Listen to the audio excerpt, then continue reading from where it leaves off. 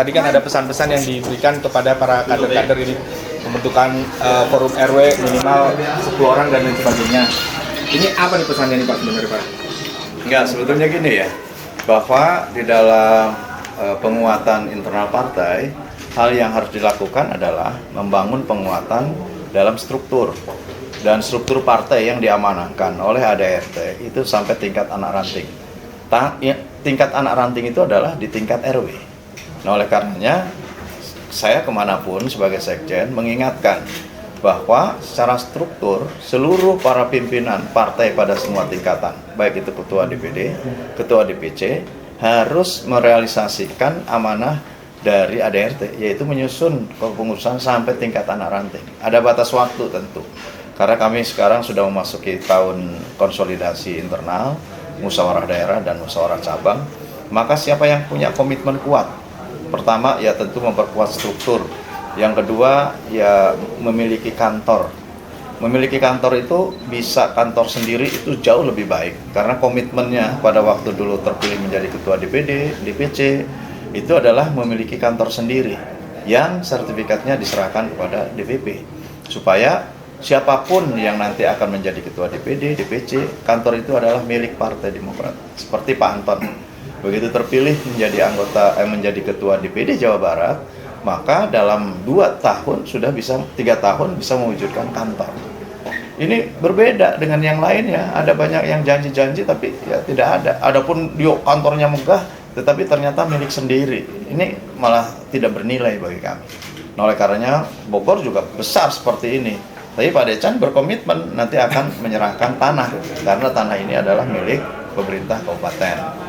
Sehingga nanti ke depan itu. Nah, yang kedua tadi dipastikan betul bahwa struktur sesuai dengan ADRT, karena kalau tidak dilaksanakan berarti tidak menjalankan ADRT. Kalau tidak menjalankan ADRT berarti menyalahi ADRT, ya berarti masuk dalam pelanggaran ADRT. Nah, oleh karena itu kami mengingatkan terus, masih banyak waktu, cukup waktu.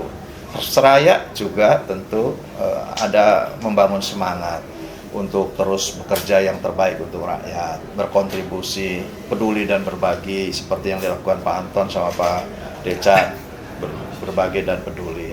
Kemudian juga ya menjelang Idul Fitri juga kita harus lebih dekat dengan masyarakat. Ada yang kesusahan ya kita bantu lah. Bantu tidak harus dengan materi, banyak cara kita bisa membantu. Tidak harus dengan uang besar, tapi uang kecil pun mungkin lebih bermanfaat.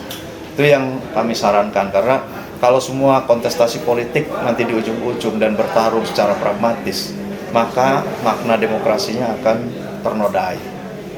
Dengan pragmatisme itu, maka juga kita semakin mahal. Kalau pemilu semakin mahal, kontestasi dalam perebutan kursi di legislatif, di eksekutif semakin mahal, maka kita semakin menjauhkan dari substansi pelaksanaan demokrasi yang sesungguhnya kekuasaan di tangan rakyat, dari rakyat oleh rakyat dan untuk rakyat, dan rakyat memiliki kemerdekaan untuk memilih siapapun tanpa terikat dengan pragmatisme. Ini yang ingin kita bangun sebagai wujud dari menjaga demokrasi yang tetap utuh, yang tetap berkembang, dan demokrasi yang sehat. Jadi arahannya bahwa kita berbagi peduli lah, karena biasanya di hari Idul Fitri itu kan merupakan rangkaian dari Ramadan, dari ibadah puasa yang biasanya di akhir itu orang ya ingin merayakan dengan kebahagiaan. Yang sudah bahagia ya turutlah berbagi kebahagiaan dengan yang belum beruntung, dengan yang belum bahagia. Dengan cara apapun lah bisa kita lakukan. Jangan pantun.